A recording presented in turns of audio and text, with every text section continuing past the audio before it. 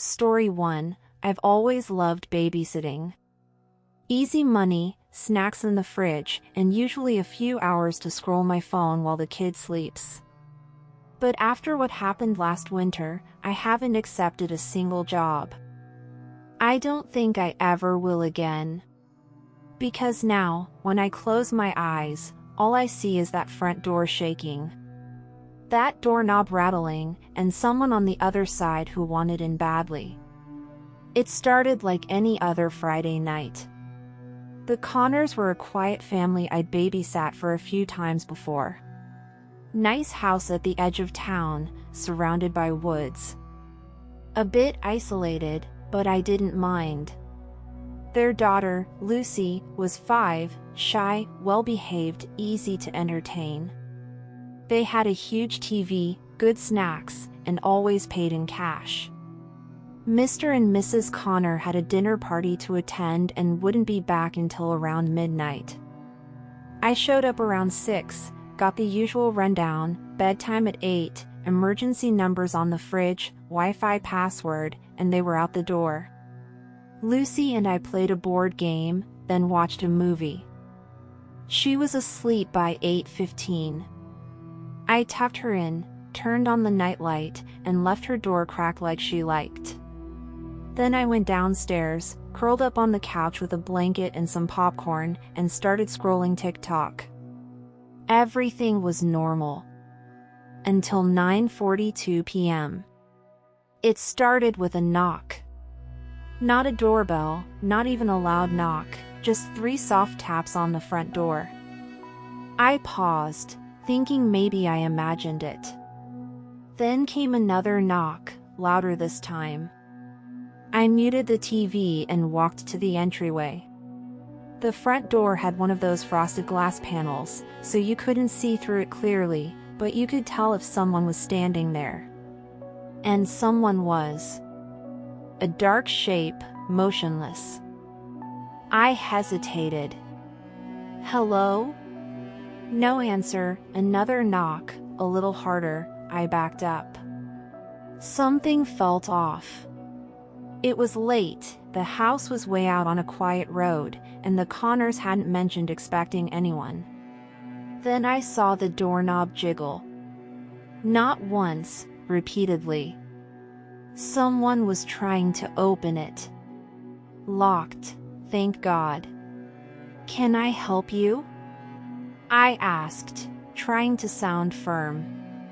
Silence. Then footsteps, slow, heavy, moving away from the door and around the side of the house. My heart spiked. I grabbed my phone and called Mr. Connor, no answer. I tried Mrs. Connor, no answer. I could hear the footsteps circling outside. Leaves crunching, a faint scrape of shoes on gravel. Then I remembered the sliding glass door in the kitchen. I ran to it, locked. I pulled the blinds shut just in time to see a shadow move past the window. I called 911.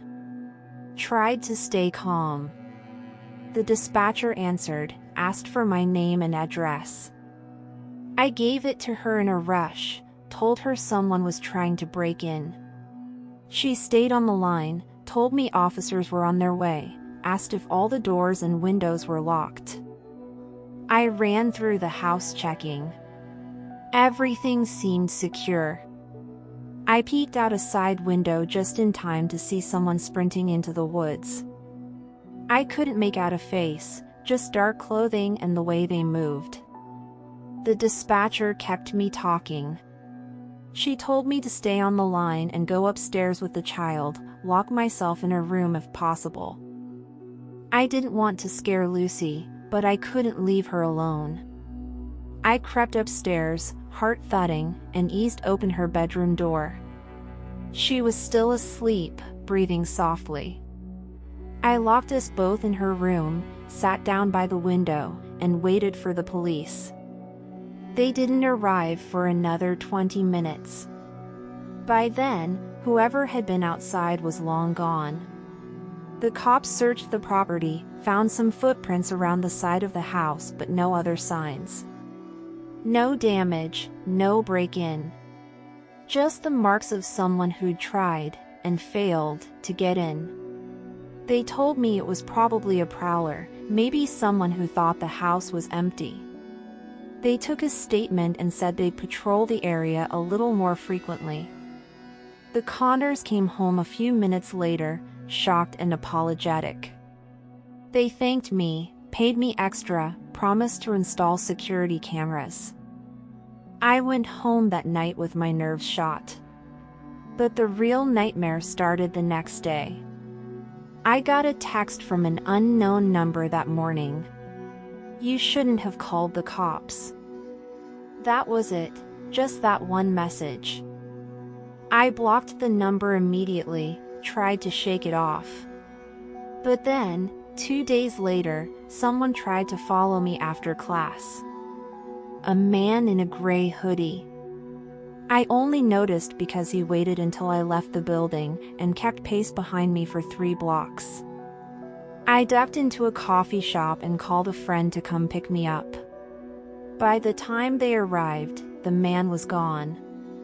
Still, I couldn't prove anything. I didn't go out alone for weeks after that. And I haven't babysat since. Months have passed, but I still check the locks twice before bed. I still jump when I hear knocks late at night. And sometimes, when I close my eyes, I still see that shadow behind the frosted glass, trying the handle. Story 2. I went hiking alone in northern Minnesota once, and I barely made it out.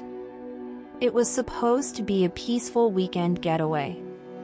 I'd rented a remote cabin near the Boundary Waters, no cell service, no people, just pine trees and silence. I brought my boots, my gear, and a trail map. I told my roommate in Duluth I'd be back by Sunday night. I didn't expect to come sprinting out of the woods at dusk on Saturday, bleeding, panting, and so terrified I left half my stuff behind. It started off fine. Better than fine, actually. Friday night I reached the cabin after a 4-hour drive. It was one of those small, weather-worn places with a wood-burning stove and a guest book by the door. I signed my name, cooked up a simple dinner, and slept like a baby with the sound of wind through the trees. Saturday morning I got up early, made coffee, and stuffed my backpack with the essentials: first aid kit, water bottle, knife, snacks, compass, map. I planned to do the Blue Trail, which was marked as a 10-mile loop through dense forest and low ridges. Supposed to be beautiful and quiet. And it was, for the first few hours. No other hikers. No animals either, oddly enough. I figured they were hiding from the heat, or maybe I was just too loud. By noon I reached a small overlook, just a rise in the land where I could see treetops stretching for miles in every direction. I sat there a while, eating granola, sipping water, feeling good, and at peace. I should have turned back then. Because after that, the trail started to feel wrong. It wasn't anything obvious. Nothing jumped out at me or screamed. It was subtler than that. First, the silence. It became too quiet. Then, the path markers started getting spaced farther apart. And eventually, they stopped altogether. I looked at my map, thinking maybe I'd taken a wrong turn. But there weren't any turns, this was a loop. You follow it and it brings you back. So why was I suddenly walking in what looked like an unmarked, narrowing trail with branches clawing at my arms? I tried to retrace my steps. But nothing looked familiar. That's when I heard something behind me. At first, I thought it was just an animal. I froze and listened. Crunch. Crunch. Then silence.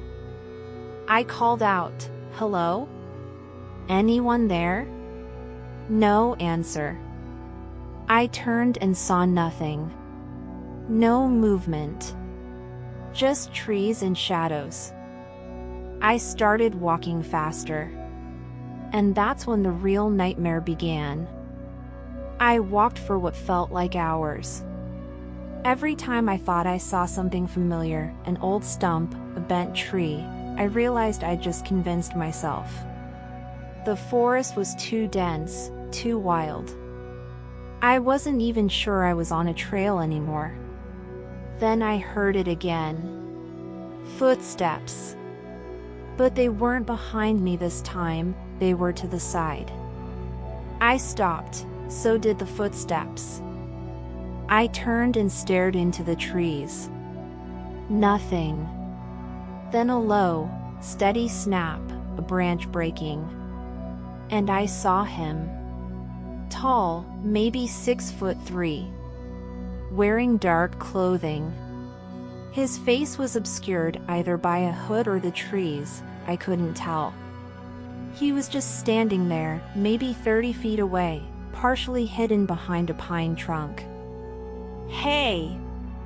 I yelled. "Are you lost too?" No answer. He didn't move. I stepped back. "Do you need help?" Still nothing. And then, he stepped behind the tree and disappeared from view. I waited, frozen. He never came back out. I ran. I don't know how far or how long. The sun was dipping, and the trees seemed to close in tighter the farther I went. I tripped over roots, slapped branches out of my face, and kept checking over my shoulder. And then I heard the footsteps again, closer this time, and faster. I wasn't alone, someone was following me. Every time I slowed, they did too. Every time I turned, they stopped. I tried doubling back, changing direction, nothing worked. It was like he was toying with me. At one point I screamed, "Stop following me!" Nothing. No sound, no movement, just trees. But when I turned back toward the way I'd been running, he was there. Standing dead center in the path. Maybe 20 feet away, still not moving. I stared, my breath caught in my throat, I couldn't even see his face, just the outline of a tall man in dark clothes, arms at his sides. Then he took a step forward. That was enough. I turned and ran blindly into the forest. By now, I was crying. I dropped my water bottle, my knife slipped from its sheath and vanished into the undergrowth. I didn't care, I just wanted to get away. Then the forest opened up into a low, marshy area. I nearly slipped into a pool of mud. My boots got soaked. I had to grab onto branches and drag myself forward, the earth sucking at my legs.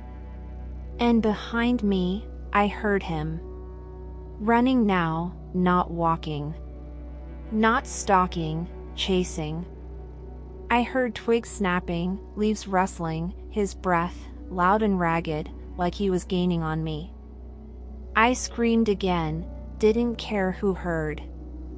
I broke into a clearing and spotted a wooden trail marker, faded and cracked, but real. Civilization.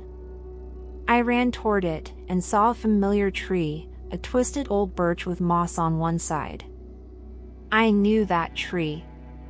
It was near the start of the loop. I turned left and bolted. I didn't look back. Didn't need to, I could feel him chasing me. I burst out of the forest just as the sun dipped below the trees. The clearing by the cabin never looked so good. I slammed the door shut, locked it, and pulled the curtains tight. Then I grabbed the fire poker and sat in the corner, shaking. I waited, and listened. Hours passed. At one point, I thought I heard someone walking across the gravel driveway. But I didn't look, I didn't dare. Eventually, I passed out from exhaustion. The next morning, everything was quiet, bright, peaceful, too peaceful. I got in my car and drove away without packing anything. Left my gear, my backpack, everything. I told the rental company the place gave me the creeps. That I saw a bear. That I got turned around and had a panic attack. I never said anything about the man in the woods. I don't even know if he was a man. Sometimes I dream about that forest. In the dream, I'm still running. Still hearing footsteps behind me. And sometimes, when I wake up, I still hear them. Story 3. I wasn't supposed to be there. That's what I keep telling myself when I wake up sweating at 3 a.m., still hearing the crunch of footsteps behind me, and the way that iron door slammed shut. I wasn't supposed to be there, and I should have left the second I saw the gate. But I didn't. And I still have the scar on my side to remind me what happens when curiosity wins over common sense. Let me explain. It was the summer after university, and I was backpacking through Europe before starting the grind of real life. You know, hostels, trains, cheap beer, Instagram stories. I started in the usual places, Amsterdam, Berlin, Prague. But I always found myself more drawn to the quiet, eerie corners of countries. The places that felt old. Haunted, almost. That's how I found myself in a tiny town called Wolfsburg, buried deep in the German countryside. Not the car city. This place wasn't on any map I'd ever seen. No souvenir shops, no tourists, just woods and ruins and cobblestone streets.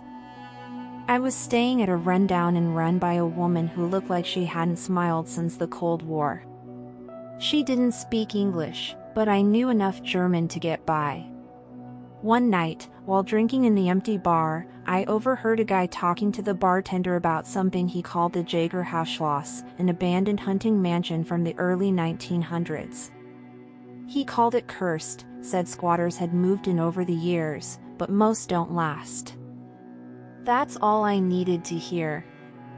I asked him where it was. He gave me a look like he was about to tell me not to go, but then shrugged and gave me rough directions.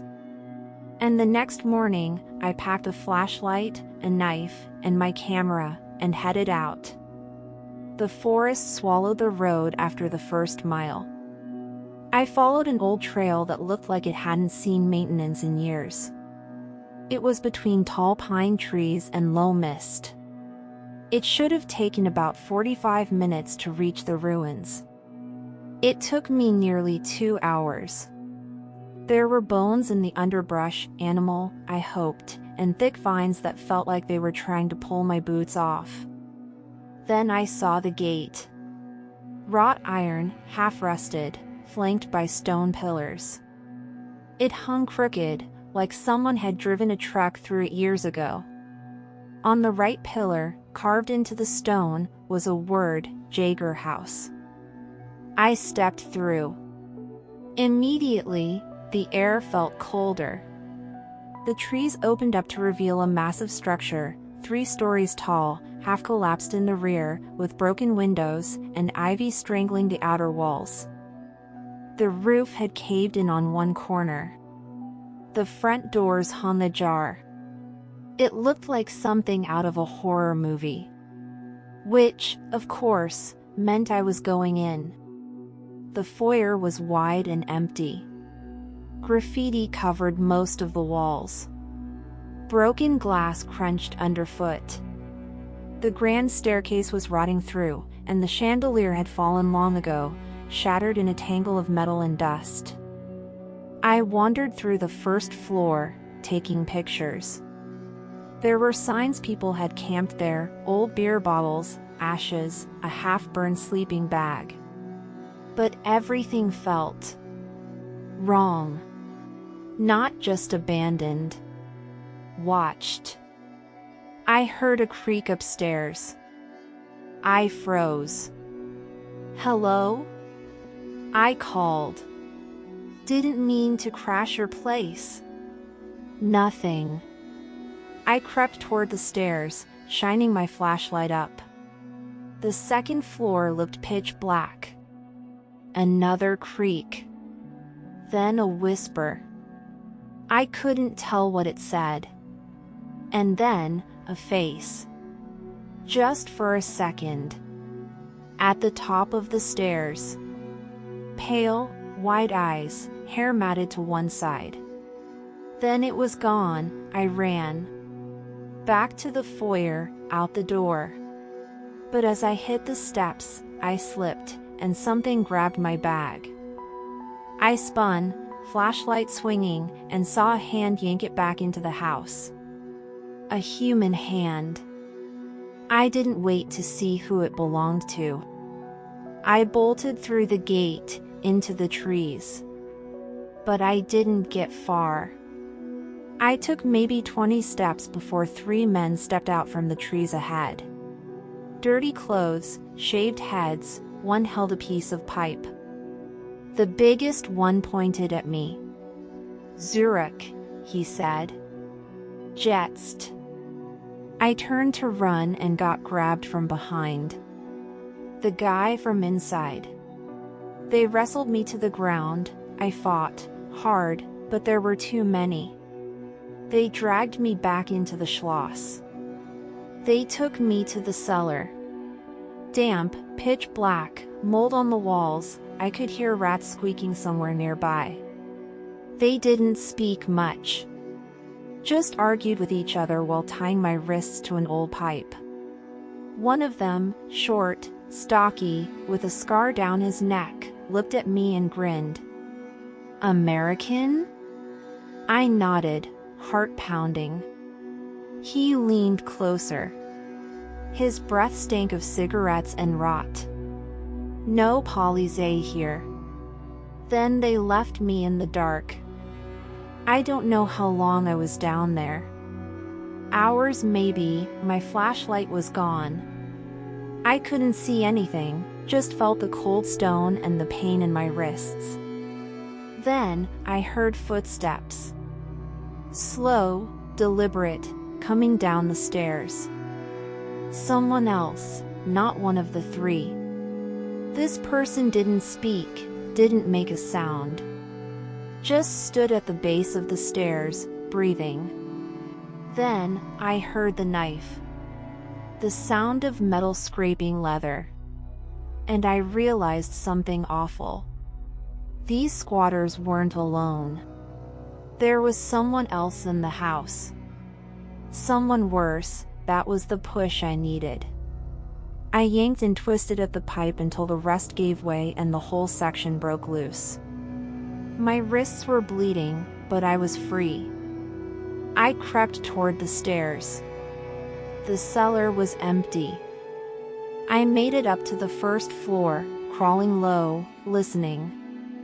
I saw 2 of the squatters asleep in the back parlor. The 3rd was missing. And then I heard a sound behind me. Drip. Drip. I turned. There, in the hallway, stood a woman. Or what used to be one. Her clothes were torn, face smeared with something dark, hair matted. She was barefoot, her eyes were wild, fixed on me like she hadn't seen a person in years. And in her hand was a meat cleaver. She screamed, and I ran. Through the halls, over broken furniture, back to the foyer. The squatters woke and shouted.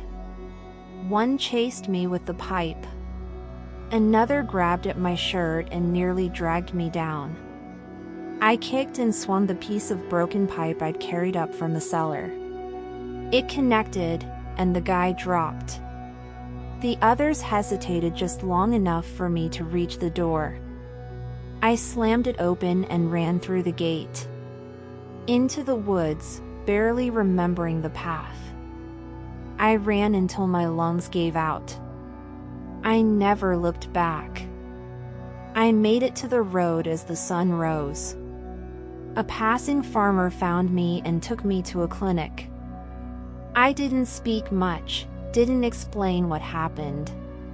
Just said I'd fallen into some trouble hiking, lost my way. I left Wolfsburg that day. I never reported the mansion. Never tried to find it again. Sometimes I look at the scar on my side, where the cleaver almost got me. And I wonder how many others saw that gate. How many didn't make it out?